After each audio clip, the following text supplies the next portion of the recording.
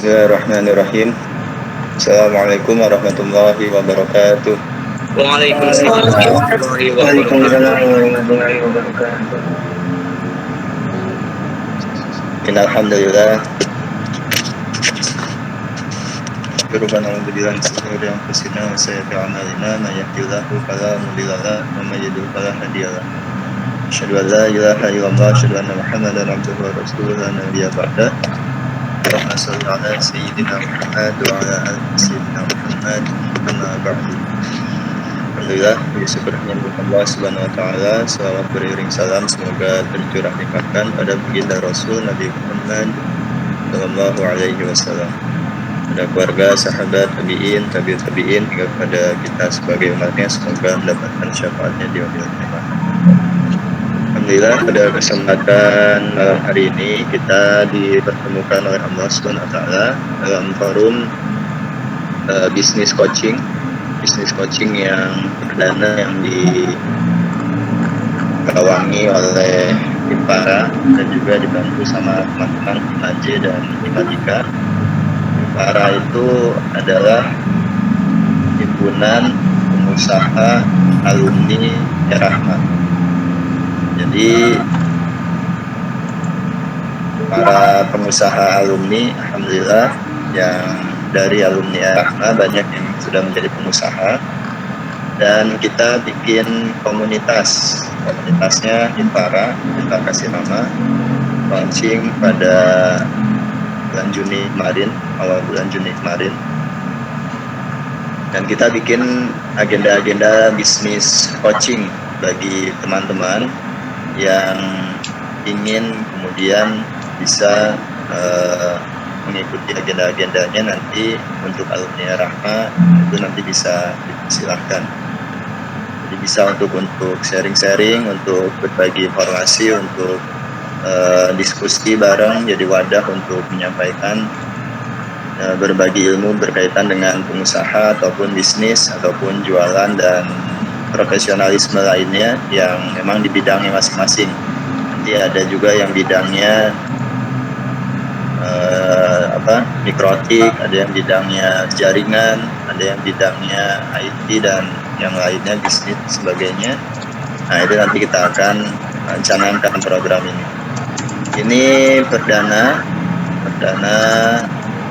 pertama diawali sama saya dulu. Nanti berikutnya akan ada agenda-agenda coaching berikutnya sama teman-teman dari para lainnya, anggota-anggota di para lainnya yang akan mengisi ataupun untuk menyampaikan sharing-sharing ilmunya. Baik, ya.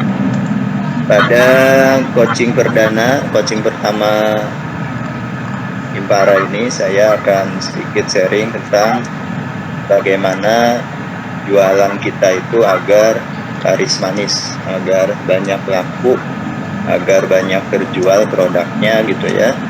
Dan bisnis juga bagaimana caranya bisa dijalankan tanpa modal. Nanti kita akan bahas modal itu seperti apa. Yang pertama adalah bagi seorang pebisnis, saya mau menyampaikan terlebih dahulu bahwa dalam berbisnis itu kita harus punya tujuan dan alasan yang kuat. Ini yang poin pertama yang harus dimiliki. Alasan dan tujuan yang kuat. Apa bedanya tujuan sama alasan yang kuat? Kalau tujuan itu goal yang akan dicapai dalam jangka waktu yang panjang, yang utama, tujuan utamanya. Kita sebagai seorang muslim tentu tujuan utama dalam bisnis kita adalah untuk mendapatkan ridho dari Allah. Karena tujuan kita untuk mendapatkan ridho dari Allah, maka bisnis kita itu, jualan kita itu harus dalam track record yang Allah ridhoi. Kita harus amanah, kita harus jujur, kita harus kemudian tanggung jawab, kita tidak boleh melanggar akad-akad, kita harus pada saat kemudian nyobok misalkan atau main tender gitu ya, main belakang, itu kita tidak lakukan seperti itu, atau hal-hal lain. yang melanggar syariat, misalkan riba gitu ya, atau pakai jual membelinya menggunakan Shopee Pay Later, itu enggak seperti itu gitu ya. Riba atau bagiannya cabang-cabangnya banyak. Nah, itu karena tujuan utamanya adalah pengen dapat ridho dari Allah, jualan kita. Nah, karena tujuan utamanya itu, karena sebagai seorang muslim memang harus seperti itu, pengen dapat ridho dari Allah, pengen dapat pahala. Ya, bahkan Rasul menyampaikan bahwasannya pengusaha yang jujur itu kelak nanti akan bersama dengan para penjual yang jujur gitu ya, penjual yang amanah, ya dia akan ada di surga. Nah, itu tujuan utama.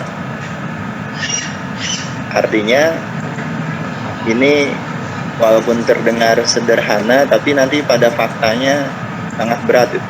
Pada faktanya nanti sangat berat. Misalkan ada yang minta proyeknya nanti akan digolkan, tapi dia minta ada jatah dia berapa gitu ya.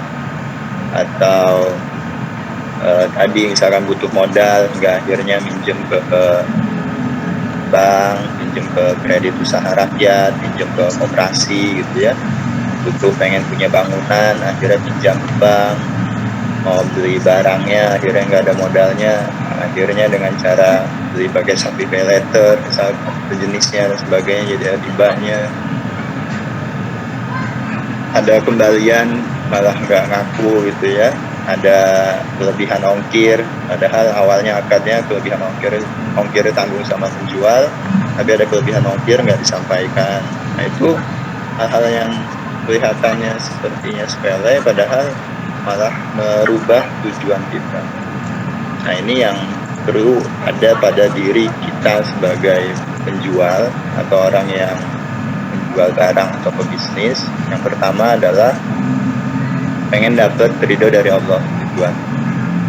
Nah, sehingga dalam prosesnya itu akan memperhatikan mana yang diberkahi oleh Allah, mana yang tidak, mana yang kemudian mendatangkan keberkahan, mana yang mendatangkan azab dari Allah. Nah, itu harus kita pilih. Nah, tentu itu harus ada fikih-fikih muamalah di dalamnya yang perlu kita ketahui nanti sambil jalan. Nanti insya Allah dalam pertemuan berikutnya lagi ada. Intinya bahwasannya poin pertama harus punya tujuan. Harus punya tujuan bahwasannya bisnis ini adalah untuk mendapatkan ridho dari Allah. Yang kedua, kita harus punya alasan yang kuat. Kedua, harus punya alasan yang kuat. Alasan yang kuat kenapa kita jualan. Alasan yang kuat kenapa kita harus berbisnis gitu ya. Terserah kondisi antum apa alasan kuatnya. Misalkan antum pengen, alasan kuatnya itu pengen bayar hutang. Jadi jualan barang itu karena pengen bayar hutang, atau karena pengen buka lapangan pekerjaan, atau pengen karena memberdayakan orang-orang sekitar, pengen bantu orang tua, pengen bantu keluarga, pengen mandiri, pengen membuka lapangan pekerjaan dan sebagainya. Itu alasan kuat antum, terserah apapun itu. Yang jelas harus punya alasan kuat, dan alasan kuat itu yang menjadi dorongan semangat kita gitu ya. Nah, ketika alasan kuatnya sudah tercapai, ya mungkin nanti bisa lagi pengen umroh, pengen haji, pengen beli apa, itu alasan kuat. Alasan kuat sama tujuan itu biasanya beriringan, ataupun tidak juga beriringan bisa. Yang jelas tujuan itu sebagai goyah gitu ya, sedangkan alasan kuat itu sebagai kimah. Jadi tujuan jangka pendeknya, ibaratnya tujuan jangka pendeknya adalah alasan kuat, sedangkan tujuan jangka panjangnya adalah goyah, ridho. Jadi dalam berbisnis boleh-boleh saja, dan sesuatu hal yang wajar ketika dalam jualan itu pengen dapat untung gitu kan. Kalau nggak dapat untung ya ngapain jualan? Ya bukan berbagi, karena kalau berbagi sedekah itu namanya sedekah, bisa infak. Ya, kalau jualan ya harus ada untung. Itu karena itu sebagai kimah sebagai dari bisnis kita, atau alasan kuat dari kita pengen jualan, pengen bisnis. Dulu saya pribadi pada saat tahun 2009 mulai jualan eh, laptop, mulai jualan aplikasi itu pengen kuliah hasil sendiri gitu ya, pengen kuliah hasil sendiri, pengen kuliah. Kemudian setelah itu pengen udah beres kuliahnya terus pengen nikah dari uang sendiri, sehingga akhirnya ya bisnis lah, jualan aplikasi. Beres nikah pengen buka pekerjaan bagi keluarga, bagi teman-teman, bagi daris-daris gitu ya, pengen buka lapangan pekerjaan. Nah, itu alasan kuat.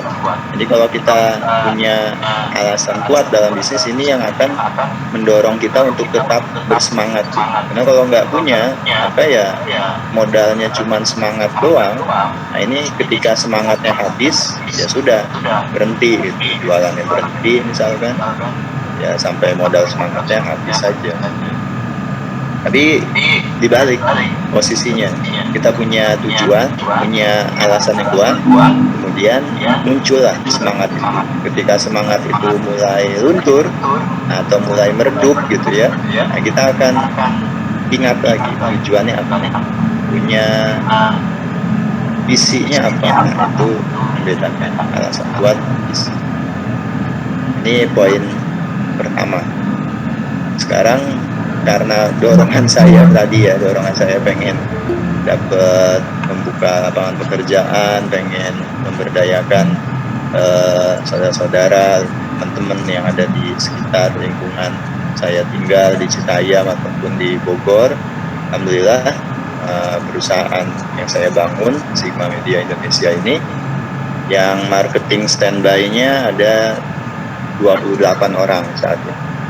Kemudian yang orang-orang lapangan yang pengiriman, pemasangan dan sebagainya yang di Citayam di gudang gitu ya, itu lebih dari 15 orang. Kemudian reseller yang ada itu lebih dari 50 orang. Nah ini saya kira karena punya alasan kuat sehingga akhirnya dia berpijak pada itu gitu, berpijak pada alasan kuat tadi apa. Dan dulu kebayangnya nggak kebayang bisnisnya apa, tapi terus mencari gagal, coba lagi gagal, cari lagi. Kenapa? Karena punya tujuan dan niat yang kuat tadi, tujuan yang kuat. Seperti itu. Ya, mungkin teman-teman di Himpara banyak yang jauh lebih sukses dari saya juga, banyak. Saya kira nanti akan bisa sharing-sharing, termasuk nanti manajemen tim bagaimana, kemudian manajemen proses bagaimana, keuangan dan sebagainya. Nanti teman-teman dari Himpara ini, nah ini nanti akan kemudian bantu sharing-sharing. Baik, itu yang poin pertama. Sekarang poin kedua. Jadi poin pertama pada diri kita sebagai penjualnya atau pebisnisnya, harus punya tujuan dan alasan kuat kenapa dia jualan. Yang kedua adalah pada saat kita sudah mulai mau melangkah, ini saya udah punya tujuan nih. Tujuan saya pengen dapat ridho dari Allah, mau jualan, pengen jadi pengusaha, misalkan ya. Nah, tapi ya tujuannya benar ya, ridho dari Allah tadi. Kemudian alasan kuatnya apa? Terserah, apalah itu. Yang kedua adalah apa saja yang membuat jualan kita itu laris manis gitu ya. Setidaknya berdasarkan dari pengalaman saya membedakan atau membelah gitu ya, mengkategorikan ada empat poin kenapa kemudian jualan itu bisa laris atau tidak gitu ya. Atau semakin laris ya, semakin bagus 4 poin ini. Yang pertama adalah marketernya, penjualan, si orang yang menjualkannya. Bagaimana orang yang menjualnya itu? Yang kedua produk, ketiga service, yang keempat adalah tools untuk marketingnya. Nanti kita akan bahas ini satu persatu gitu ya. Satu persatu, kenapa kemudian jualan itu bisa laris, kadang enggak, kadang jatuh gitu ya, sebagainya. Nah ini ternyata ada rumusnya, ada polanya. Maksudnya 4 kategori ini harus dipenuhi, harus diperbaiki gitu ya, harus diperbaiki. Karena bisa jadi tidak larisnya penjualan kita, tidak besarnya penjualan produk itu, karena 1 dari 4 poin ini ada yang bermasalah, atau mungkin lebih dari 1 yang bermasalah, ya. Entah itu produknya yang bermasalah, atau layanannya, atau marketernya, atau tools marketingnya, gitu. Karena kalau misalkan produknya bagus, servisnya bagus, marketernya bagus, tapi tidak pakai tools marketing, nggak pakai alat penjualan, ya hanya terbatas sama orang-orang dia temui saja. Gitu. Dia cuma jualan pakai status WA doang misalkan, nah itu nanti akan bermasalah, karena orangnya cuma mentok di kontak yang dia simpan saja, tidak melebar kemana-mana. Atau kebalikannya, marketernya yang bermasalah, atau servisnya, atau 2 atau lebih dari itu yang bermasalah. Nah, ini akan mempengaruhi penjualan. Oke, kita akan bahas satu persatu. Pertama, produknya. Ini saya mulai dari produk. Jadi pada saat kita sudah pengen jualan, kemudian tujuan kita sudah benar, pengen dapat ridho dari Allah gitu ya, kemudian kita punya alasan kuat, maka apa yang kita jualin, apa yang kita perjualbelikan, apa yang kita tawarkan, produk apa yang kita tawarkan kepada masyarakat, maka produk itu harus teruji, harus punya nilai yang bagus gitu ya. Kenapa? Karena kalau produknya itu biasa-biasa saja, atau kemudian produknya sudah pasaran gitu ya, maka laris manisnya hanya pada lingkup tertentu saja, tidak bisa kemudian besar. Nah, kita akan uji menggunakan model analisis Porter's 5 Force model. Ini salah satu analisis yang digunakan untuk menguji seberapa besar bisnis ini atau produk ini bisa di scale up. Jadi laris manis definisi saya itu adalah bukan dia sekedar terjual saja, tapi laris manis ini semakin hari produk kita itu semakin banyak penjualannya dan semakin besar gitu ya. Kalau jualannya jualan cilor misalnya, atau telur gulung gitu ya, ya mungkin laris, tapi ya hanya lingkup situ-situ saja, maka itu tidak bisa di scale up, hanya mentok pada radius 5 km saja pembelinya, atau 10 km saja pembelinya, dia pindah ke radius yang lain nggak bisa menjangkau. Yang pertama adalah kita lihat dari threat of new entrants, artinya ancaman terhadap pemain baru. Contoh, kita jualan telur gulung atau basreng gitu ya, kira-kira jualan produk itu, orang lain yang belum punya produk tadi, orang lain yang belum jualan itu, jualan basreng tadi, bakso goreng tadi, itu mudah nggak untuk jualan juga? Kalau orang lain yang belum mulai bisnis itu mudah untuk masuk ke dalam bisnis kita, untuk menjadi kompetitor kita, dia mudah, maka bisa dipastikan produk tadi itu tidak terlalu kuat gitu. Sehingga nanti akan menyebabkan banyak pesaing dan akan kemudian terbagi dengan kita, pasarnya akan terbagi dengan kita, dan itu akan menjadi ancaman, Nah, maka perhatikan produk itu kira-kira banyak nggak yang bisa masuk untuk jualan itu. Ketika semakin banyak, maka produk tadi itu semakin lemah sebetulnya, semakin lemah untuk diapain, di scale up. Laku nggak? Laku sih sebetulnya, tapi terbatas pada radius tertentu saja, nggak bisa melebar jauh-jauh gitu ya. Contoh misalkan kita beli basreng gitu kan di Mawar misalkan, ada yang jualan basreng, bakso goreng di Mawar, maka yang membelinya paling orang-orang sekitar situ, radius 3 km, radius 4 km. Atau antum sendiri misalkan, antum itu kalau lagi di kosan, kira-kira mau beli basreng yang di Bekasi atau di Depok atau tidak? Antum kosannya di Bogor gitu ya. Antum kosan di Bogor, mau beli Kejauhan. basreng yang di Depok. Enggak. Dari yang dekat Jauh Bogor kan? kejauhan. Ya kenapa seperti itu? Karena itu membuat produk itu banyak di pasaran. Pemain-pemain baru itu mudah masuk gitu.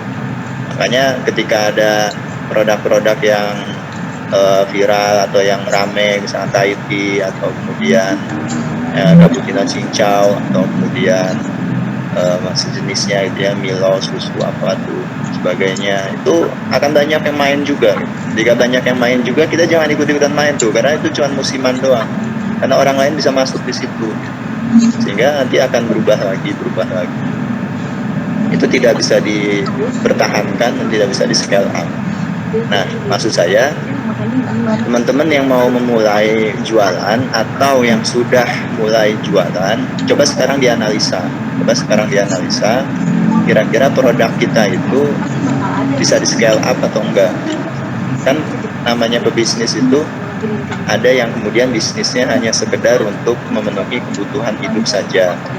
Makanya tidak heran ketika kita lihat ada orang-orang yang dulu pada saat kita masih SD, dia masih jualan gorengan gitu ya, sampai sekarang atau sudah kuliah, dia masih jualan gorengan juga. Tidak kemudian buka cabang, tidak kemudian buka reseller dan sebagainya. Ya karena ingin mencukupkan diri hanya pada itu saja. Atau yang kedua, ya dia membesarkan, tapi membesarkannya hanya pada sekitarnya saja, tidak kemudian ingin dibesarkan secara nasional atau go internasional gitu ya, tidak, hanya cuma sekedar di kota itu saja gitu ya. Misalkan contohnya dia dari awalnya itu pakai keranjang, terus pindah ke motor, gerobak motor, kemudian punya ruko punya restoran gitu ya, udah sampai segitu cukup aja. Atau bahkan ada juga yang pernah saya beli itu tidak buka cabang gitu ya, ada keterangannya tidak buka cabang, berarti dia membatasi diri hanya pada itu. Nah harusnya kan kita jualan itu pengennya semakin banyak gitu ya, makin berkembang. Makanya kita coba analisa, antum coba analisa nanti dari hasil ini, nah produknya apa. Jangan kayak saya dulu. Kalau saya dulu tuh coba-coba gitu, nggak berdasarkan ilmu, sehingga akhirnya yang jadi masalah adalah capek. Nah, kebetulan aja nyobanya nggak terlalu banyak, terus ditemukan yang pas gitu ya. Jadi kalau misalkan nggak ada ilmu kan coba-coba kemana-mana jadi lama waktunya. Sama aja kayak orang dulu bikin rumah itu, yang penting bikin aja dulu rumah, nanti kalau mau dibagusin tinggal diubah aja. Nah, itu enggak, itu cara dulu. Kalau cara-cara sekarang adalah dianalisa dulu. Dianalisa walaupun nggak terlalu lama ya, jangan lama-lama, karena kalau terlalu lama nanti jadi nggak mulai-mulai juga. Dianalisa, kemudian dirancang, oh kayak gini, didesain gitu ya, baru kemudian dijalankan. Ada yang kurang-kurang tinggal ditambah. Makanya materi juga ini nggak terlalu berat sih, agak sedikit lah, karena ya nggak terlalu, mulai bisnis nggak terlalu pusing juga sebetulnya. Yang kedua adalah berkenai power of supplier. Seberapa besar kekuatan dari supplier itu? Kita mau besarin marketing kita banyak gitu ya, kemudian terus marketing kita bagus, kemudian servis layanan kita bagus. Nah kira-kira ketika ada orderan basreng, misalnya ada orderan basreng itu 100 piece, nah kita bisa nyiapin nggak? 1000 piece bisa nyiapin nggak? Ketika ada orderan 10.000 piece bisa nyiapin nggak? Atau 1 juta piece dalam waktu 1 hari bisa nggak kita nyiapin? Nah itu adalah sebagai kekuatan dari supplier. Supplier sini bisa distributornya, bisa agennya, bisa produksinya dan sebagainya. Yang jelas bisa nggak kita mengadakan barang itu ketika kita pengen scale up gitu ya, ketika kita ingin besarkan, ketika produk ini bisa kemudian dilaris maniskan. Karena nanti bahayanya udah kita atur, kita rancang supaya berusaha supaya laris manis, ternyata produknya nggak ada suppliernya, kan repot juga. Nah, kemampuan kita bisa nggak untuk memperbanyak atau untuk mengadakan barang yang banyak itu jika nanti barang kita itu laris manis. Jangan sampai sudah laris manis, sudah banyak pelanggannya, banyak peminatnya, tapi nggak bisa datengin barangnya, nggak bisa datengin jasanya, baik barang maupun jasa, gitu. Produknya nggak bisa datang. Yang ketiga adalah bargaining power of buyer. Seberapa banyak kekuatan dari buyer. Pembelinya ini banyak nggak, peminatnya banyak nggak? Secara teori itu di atas 10 juta orang. Kalau di atas 10 juta orang itu membutuhkan, maka ya itu layak untuk kemudian di scale up. Tapi kita lihat juga nanti tidak hanya itu, masih ada 2 poin lagi.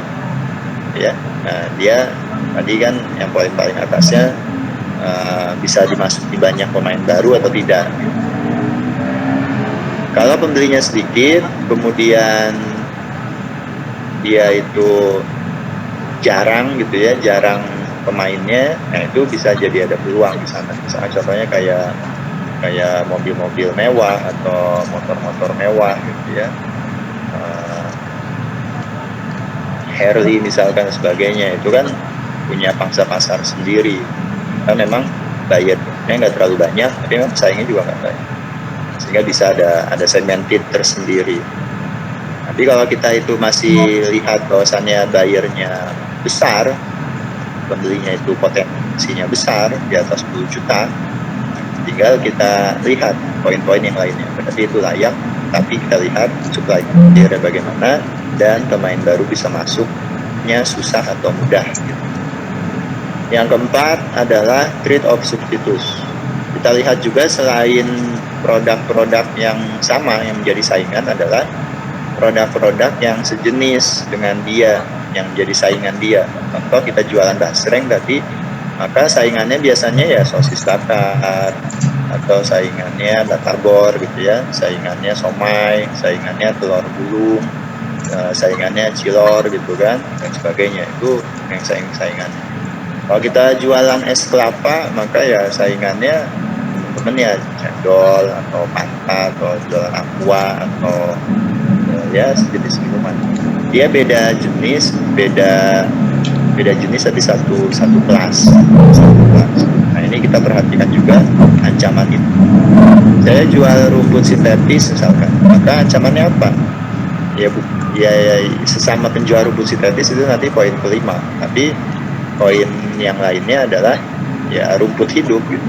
Rumput hidup itu sebagai saingan saya, sebagai trade off substitutes.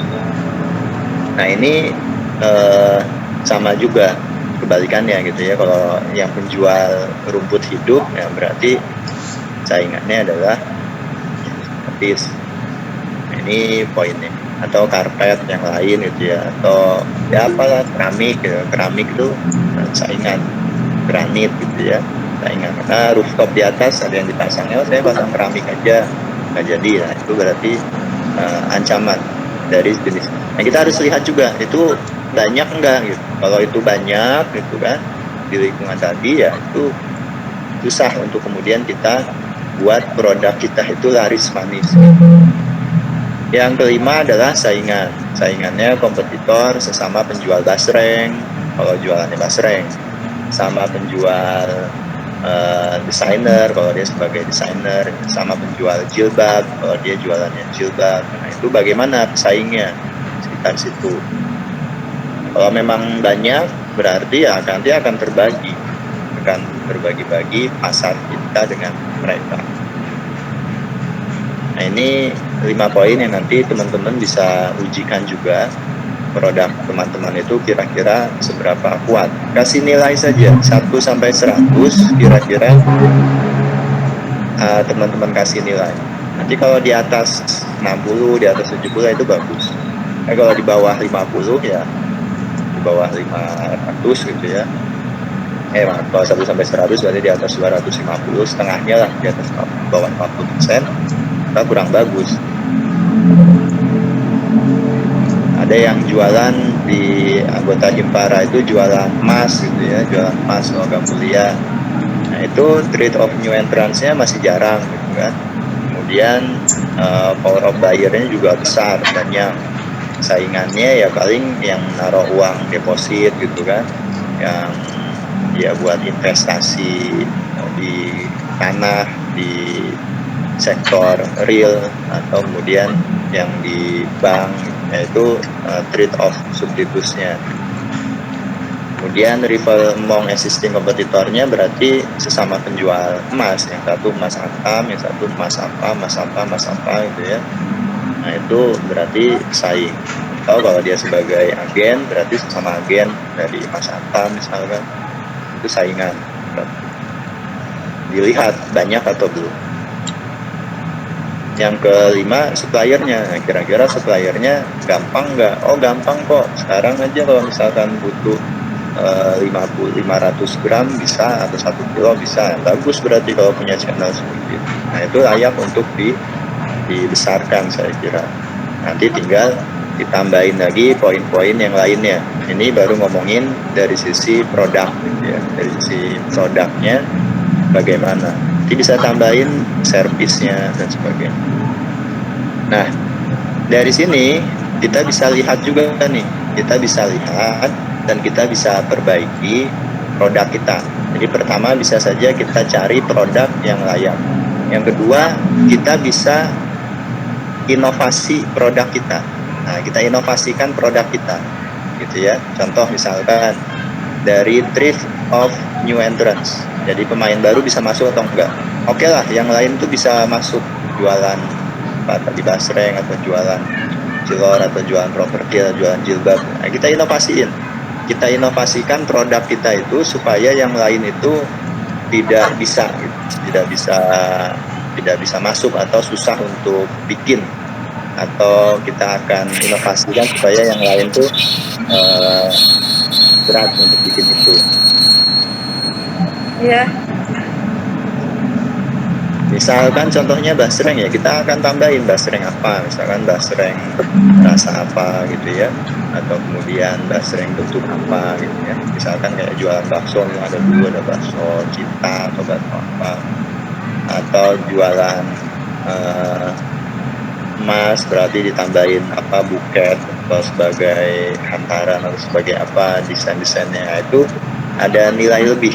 Jadi kita buat produk kita itu punya nilai lebih dari pesaing kita, dari kompetitor kita, supaya orang lain yang baru masuk tuh nggak langsung jadi saingan kita gitu. Nah itu bisa kemudian diubah, diatur, diinovasikan. Nah inovasinya apa? Nah justru itu yang menjadi nilai poin termahalnya. Dan masing-masing bisnis, masing-masing produk itu beda-beda gitu ya. Nah, maka teman-teman akan mikir di situ, poin apa nih yang bisa kemudian ditambahkan, inovasi apa yang ditambahkan, nilai apa yang bisa ditambahkan dari produk kita.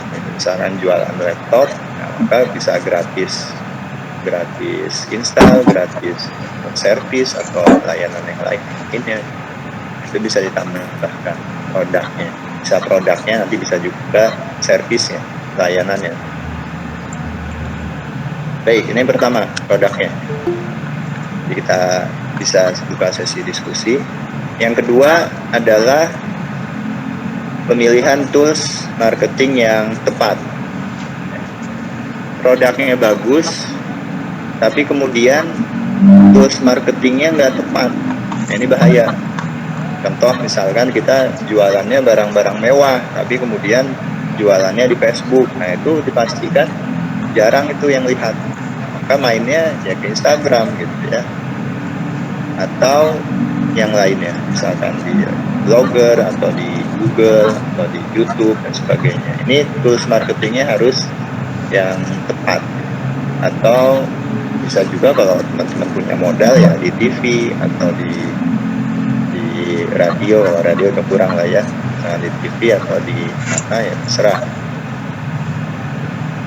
Yang jelas bahwasannya masing-masing bisnis itu punya keunikan sendiri-sendiri, punya karakteristik tersendiri, sehingga nanti teman-teman harus cek harus uji coba bahwasannya produk teman itu cocoknya di mana gitu.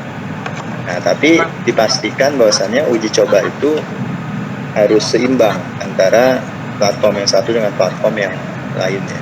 Maksudnya seimbang itu jangan sampai seringan postingnya di Instagram gitu ya, tapi di Facebooknya jarang, itu berarti nggak seimbang untuk membandingkan. Itu bisa untuk uji coba di sana. Ya, saya tidak akan katakan lebih bagus mana itu enggak gitu ya. Karena memang masing-masing produk ya segmentednya juga beda-beda. Produk itu bisa jasa, bisa barang gitu ya. Kayak misalkan restoran, nah itu banyak kan orang-orang nyarinya di Instagram, kafe-kafe, restoran itu di Instagram, ya. Atau kalau saya rumput sintetis, nah itu banyaknya di proyek-proyek yang besar-besar itu banyaknya di Google, pakai iklan di Google gitu ya, itu rame banyak. Tapi kalau masangnya di web artikel-artikel atau display di website yang di AdSense sama Google, nah itu kurang bagus gitu ya, yang kliknya juga orang-orang biasa aja, bukan orang yang butuh. Orang-orang yang besar-besar banyakannya di sana. Orang-orang yang biasa menengah ke bawah ya mainnya biasanya ya di Facebook nyarinya gitu ya, atau di Instagram, nggak terlalu banyak. Seperti itu. Kalau yang proyek-proyek gede-gede misalkan di atas 1000 meter, 1500, nah itu biasanya jaringan network tender gitu ya, atau lewat tadi Google. Nah, nanti karakteristik teman-teman juga bisnisnya apa, dengan cara dicoba. Atau bisa juga nanti teman cek itu masing-masing trennya di mana. Kata kunci itu nanti tren banyaknya di mana. Apakah tren banyaknya di Instagram atau di Facebook atau di Twitter atau di apa gitu ya. Nah itu bisa. Kayak WeChat sama WA itu segmentednya juga beda juga. Nah ini yang perlu nanti dipelajari supaya tools marketing yang tepat. Maka ketika sudah tepat, nah itu kita bisa hajar tuh, bisa pakai organik maupun bisa juga pakai berbayar iklan. Ya, apakah Tokopedia, Shopee dan sebagainya gitu ya. Nah itu nanti akan terlihat polanya. Memang untuk menentukan dia toolsnya tepat atau tidak itu tidak bisa instan. Teman-teman harus pelajari algoritmanya juga. Misalnya contohnya kayak posting di Instagram atau Facebook ya, itu harus engagementnya harus pas, harus tahu bahwasannya apa, mainnya time, waktu, kemudian juga banyakin like, banyakin komentar gitu. Ketika teman-teman itu mainnya organik tapi jarang komen, jarang like ke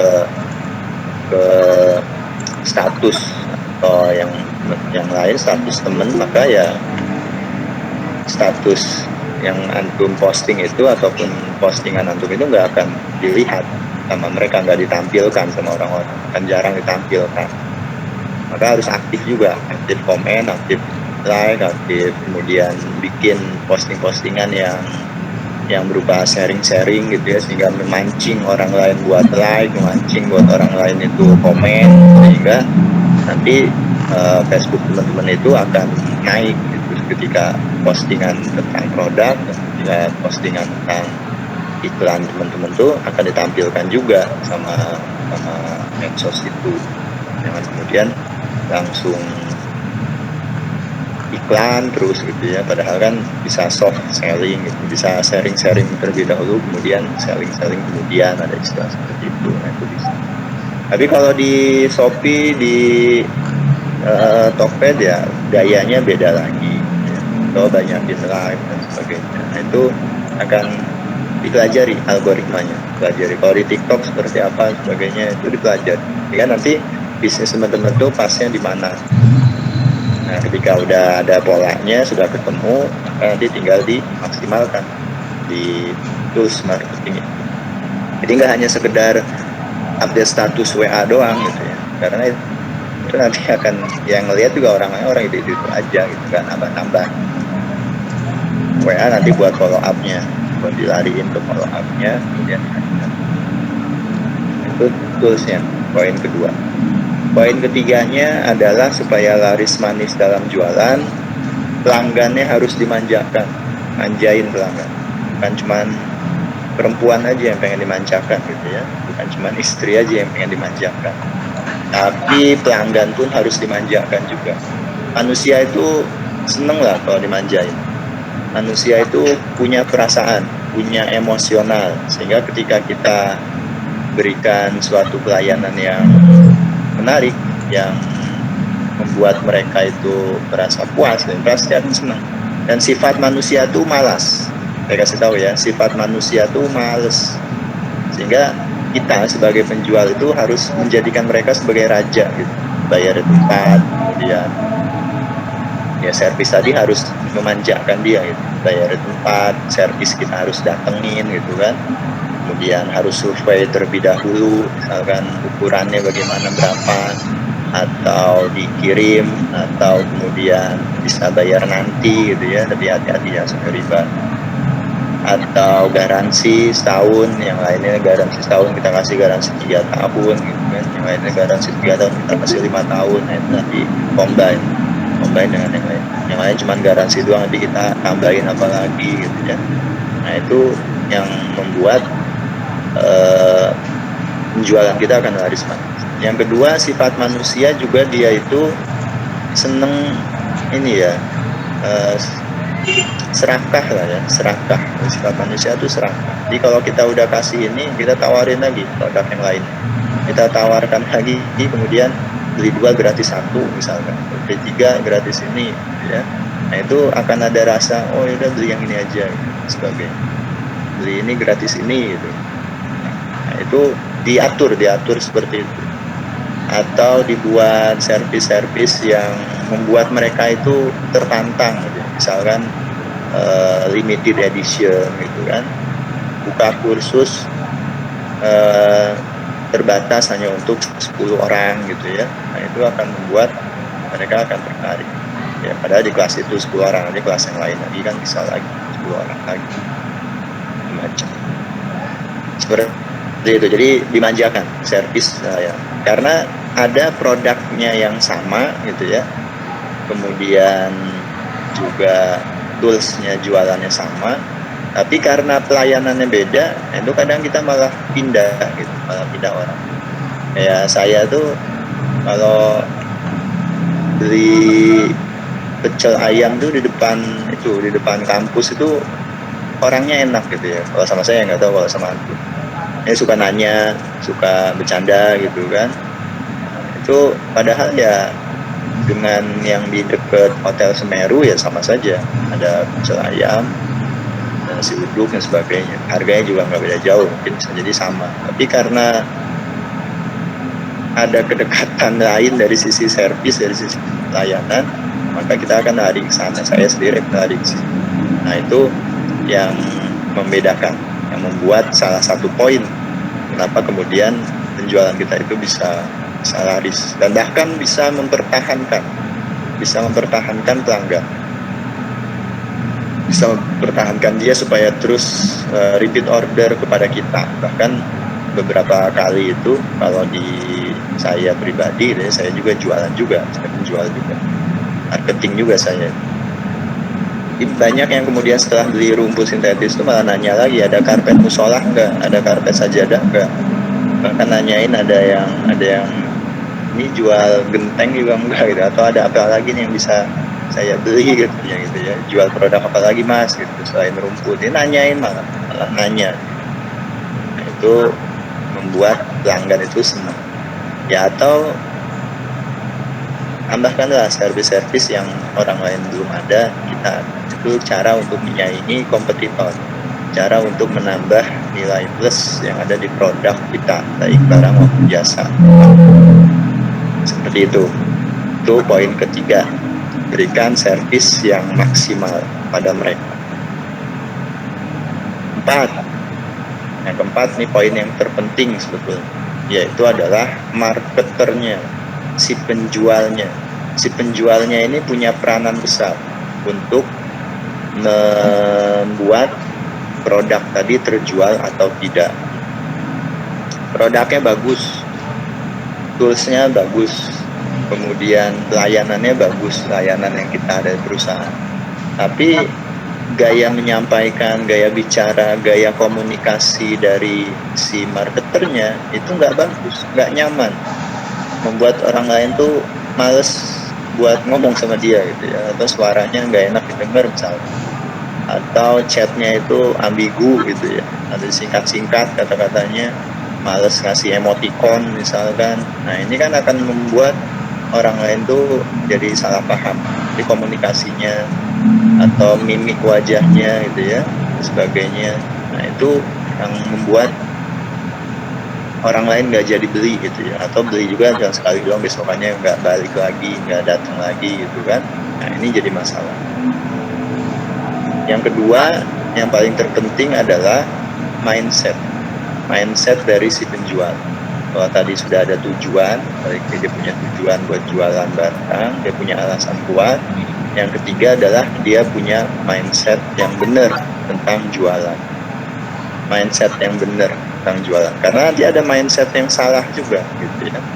Dan mindset ini biasanya yang akan menjadi software, pada diri si penjual tadi untuk menggerakkan aktivitas yang lainnya, aktivitas penjualan tadi.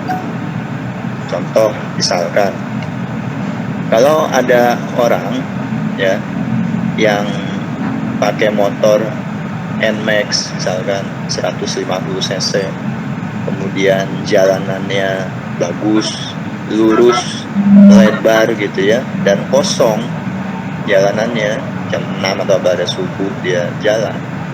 Tapi kalau mindset dia bahwasannya ngebut itu berbahaya, ngebut itu bikin kecelakaan, maka kira-kira dia bawa motornya akan kencang atau pelan? Pelan. Akan pelan. Nah, itu terjadi karena mindset dia seperti itu. Motornya bagus, jalanannya bagus, lurus, kosong, tapi karena mindsetnya tadi salah gitu ya. Bukan salah ya, maksudnya mindsetnya gitu ya, mindsetnya seperti itu. Ya, sehingga dia nggak akan cepet bawa motornya, mengendarai motornya itu nggak akan cepet.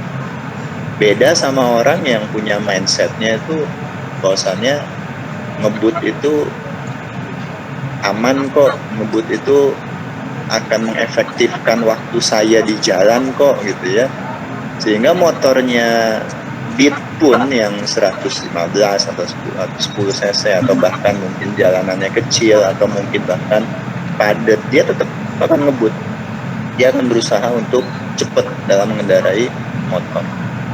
Bahkan dia sudah berkali-kali kecelakaan pun, kira-kira ada nggak orang yang udah berkali-kali kecelakaan naik motor tapi tetap aja dia ngebut lagi.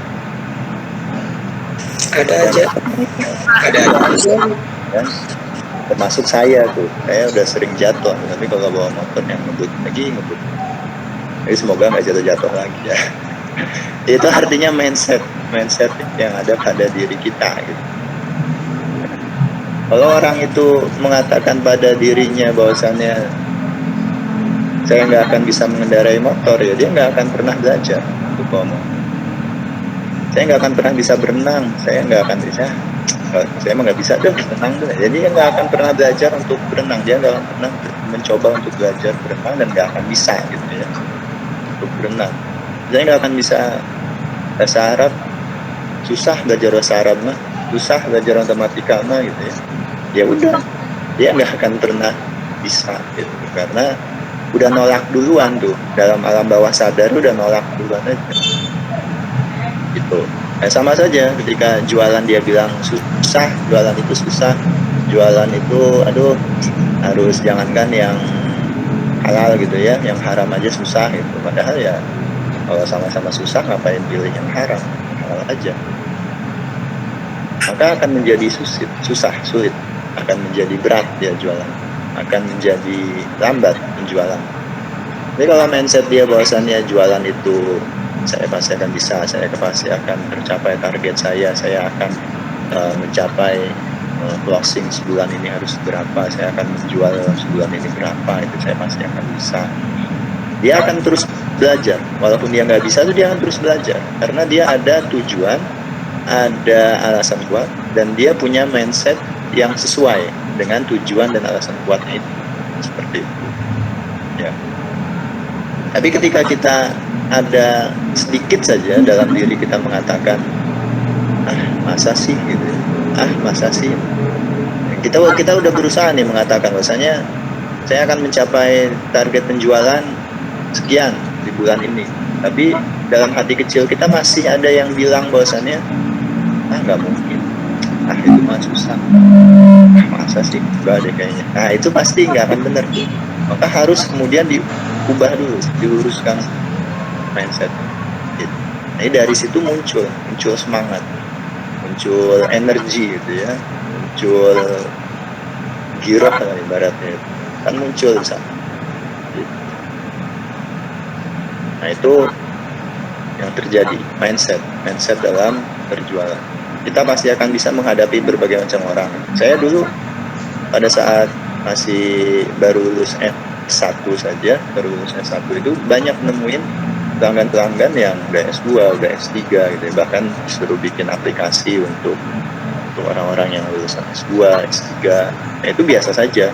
Saya mengatakan bahwasannya dia nggak bisa, saya bisa. Saya bilang gitu. Dalam hati saya itu ada. Sehingga akhirnya berani untuk kemudian menyampaikan, untuk kemudian presentasi, untuk kemudian bukan memandang dia rendah, bukan, tapi supaya ini aja, supaya pede gitu ya, mindsetnya aja supaya jadi pede. Karena kalau nggak pede nanti jadi nggak benar juga, seperti itu. Tapi dari sana ketika kita salah akan kemudian belajar, salah akan belajar lagi, belajar perbaiki. Nah, dalam berjualan juga seperti itu. Kadang ada hambatan, rintangan, halangan, tapi ketika kita punya mindset, punya tujuan, itu nggak akan capek kita, nggak akan capek. Apalagi kalau tujuan dia benar tadi ya, mendapatkan ridho dari Allah. Mindset dia itu ketika ada barang pasti ada penjualnya, ketika ada penjual pasti ada pembelinya gitu ya. Nah, bagus tuh, benar. Tambahin lagi berarti. Gimana caranya supaya barangnya diperbanyak, barangnya penjualannya ditambah lagi, dianalisa dan sebagainya. Jadi bagian dari mindset juga tujuan dan alasan kuat. Nah, tapi kemudian kita iringi, kita bantu, kita lengkapi dengan ilmu analisa, ilmu data-datanya, kemudian kita masukin analisis ke sana, kasih mining supaya bisa ngebaca pola pelaku pelanggan dan sebagainya. Dan itu bergerak ketika kita punya mindset yang benar dan tujuan dan alasan kuat yang sesuai. Itu 4 poin itu ya, dimana tipsnya, caranya supaya laris manis. Jadi laris manis itu nggak instan, ternyata banyak yang harus kita perbaiki ya.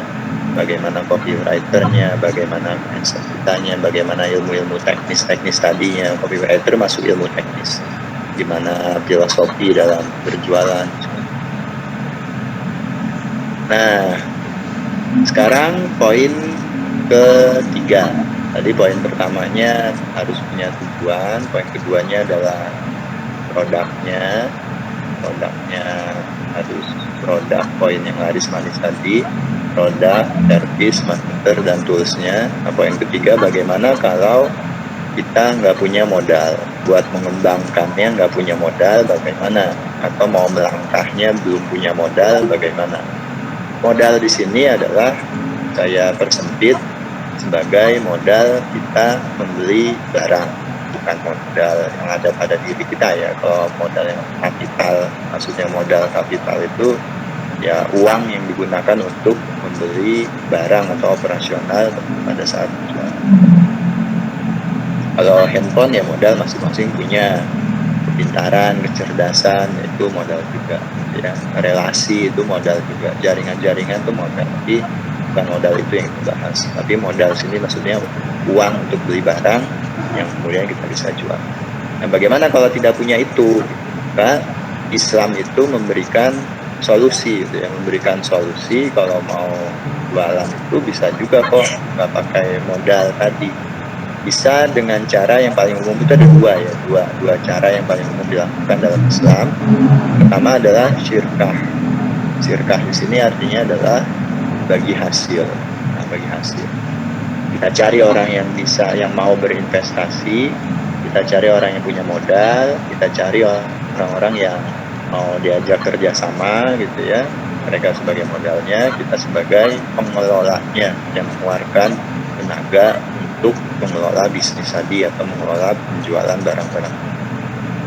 Kita cari itu. Kalau nggak ketemu bagaimana? Ya, cari terus gitu ya. Makanya di sini alhamdulillah kita kumpulin, ada wadah namanya Himpara, Himpunan Pengusaha Alumni Rahma.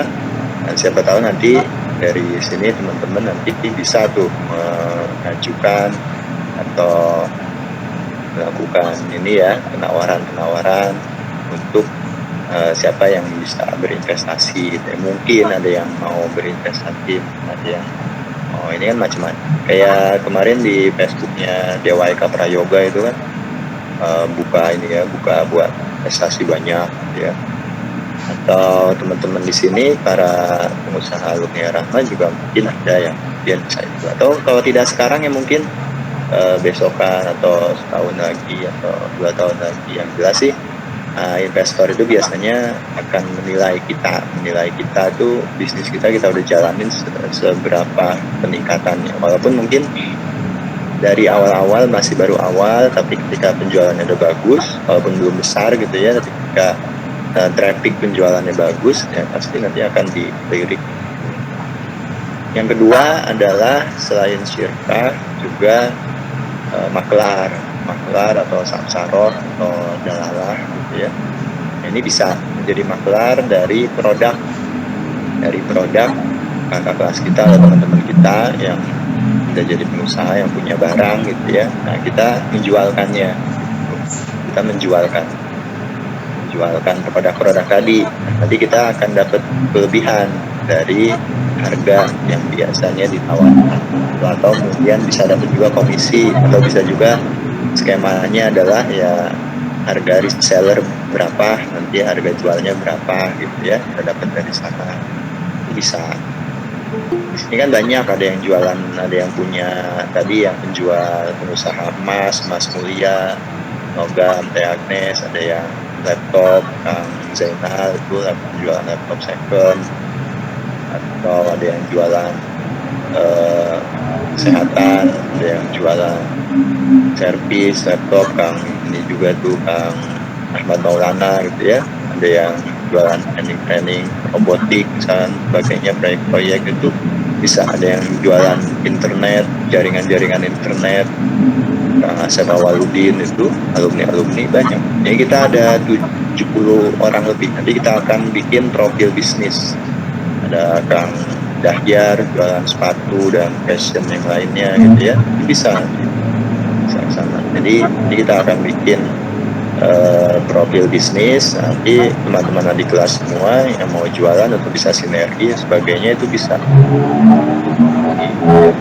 Makanya nanti akan ikutin terus nih agenda-agenda ini supaya nanti menambah jaringan admin juga dengan pemateri, termasuk saya misalkan tuh banyak juga alumni atau ada di kelas atau lainnya jadi reseller gitu ya. Cuman karena memang tadi ya mungkin mindsetnya, mungkin tujuannya, atau mungkin alasan kuatnya masih kurang, atau mungkin tadi pas pembelajaran dari sisi tools ataupun dari yang lainnya terbentur sehingga akhirnya tidak fokus, tidak maksimal di sana, sehingga ya awal-awal saja, berikutnya ya lewat gitu kan.